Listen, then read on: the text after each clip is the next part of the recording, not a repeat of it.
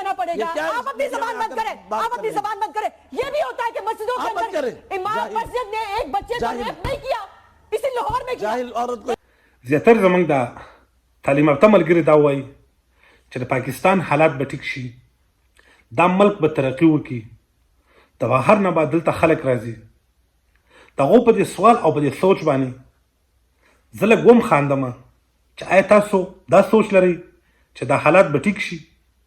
دا حالات اړو سره ټیکېدلی نه شي.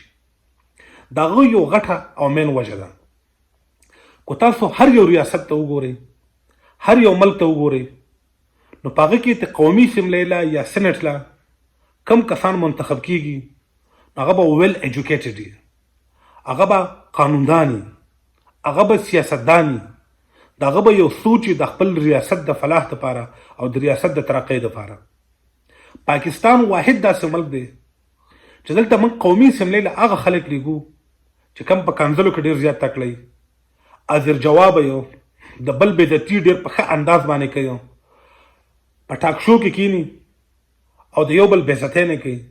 هغه امیدواران موږ ټاکو او سیاسي پارټیانې او سیاسي لیډران هغه امیدواران موږ ته رامخته کوي. نو آیا دې سره به زما د ملک ترقي وشي؟ که نه دا ماله یو داسې کلچر ډیولپ کړي چې هغه به د کنځل وي، هغه به د بد اخلاقۍ وي، هغه به د یو بل له بېزتۍ وي. تاسو وګورئ چې پاکستان په هر یو ټي وي چینل باندې تاسو کومه شو ګورئ، کم پروګرام ګورئ، نو په هغه کې به هغه کسان میډیا راغواړي چې کم ډېر زیات تیز وي، کومو ته ډېره ښې کنځلې معلومي، کم ډېر غټ بد اخلاقه یو، خو د هغه تعلیم هر لیول باندې، خو د هغه سیاسي شعور په هر لیول باندې، خو ته کم شعور والا کسي، پوهه کسي په پارټۍ کې د هغه خپل یو پوزیشن په کردار باندې، خو هغه نه رامخته کوي. د هغه وجه دا ده چې د هغه سره هغه الفاظ نشته دی، هغه لهجه ورسره نشته دی چې هغه په د بل بېزتي وکړي، بلکې هغه به هغه لهجه استعمالوي چې کوم حقیقت وي، کم د ریاست د فلاح دپاره یا کم د پارټۍ دپاره نه وي، د بل له بېزتۍ دپاره نه وي.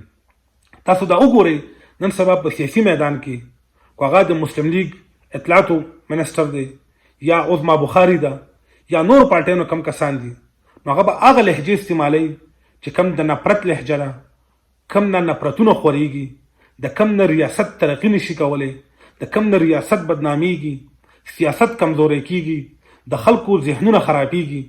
هغه قسمه امیدواران او هغه خلک دیو سیاسي میدان له راوستل.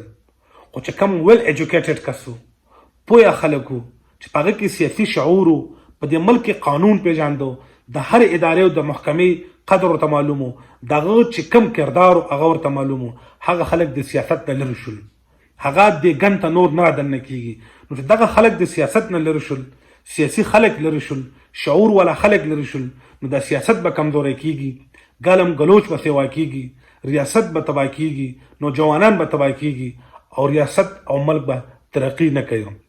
نو که موږ دا غواړو چې زموږ ریاست ترقي وکړي، په دې کې سیاست میچور شي، په دې کې سیاسي لیډران را پیدا شي، نو موږ به هغه خلک رامخته کوو چې کوم د سیاست دپاره ټایم ورکوي، په سیاست کې د هغه خپل یو کردار وي، په سیاست کې د هغه خپل یو سوچ وي، په سیاسي لیول باندې تا له خبرې شي کولی، ستا حق شي اخیستلی، نو هغه کسان به بیا ترقیم ریاست له ورکوي او ریاست به ترقیم کوي.